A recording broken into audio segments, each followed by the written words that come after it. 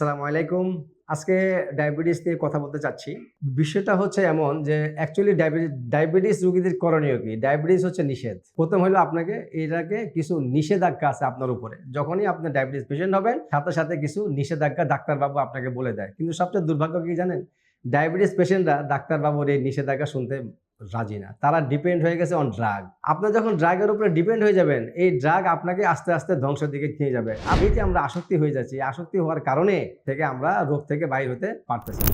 ডায়াবেটিসের নিষেধ বলতে ১ম নিষেধ হচ্ছে যে আমি খাবার খাবো পরিমিত এবং অল্প পরিমাণে। আমি কখনোই রাতের বেলায় আমি কার্বোহাইড্রেট সেবন করব না। যত কম কার্বোহাইড্রেট আপনি খেতে পারবেন তত আপনার জন্য ভালো। যেমন আমার একটা ফর্মুলেশন আছে। আমি ফর্মুলেশনটা আজকে আপনাদের বলে দিচ্ছি। সেটা হলো নন কুকিং ফুড।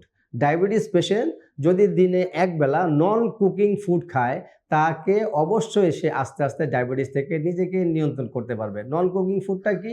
নন কুকিং ফুড হচ্ছে ৬-৭ টা কাঁচা আপনার এই যে আমাদের যে সবজি আছে, কাঁচা সবজি আপনি একটা বলে নিবেন মিনিমাম ৭০০ থেকে ৮০০ গ্রাম।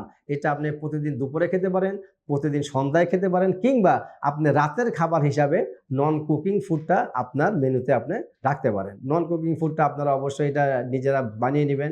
এইভাবে যদি আমরা সেবন করি ইনশাল্লাহ সর্বোচ্চ 120 ডেজ। আমার একটা ফর্মুলেশন 120 ডেজ।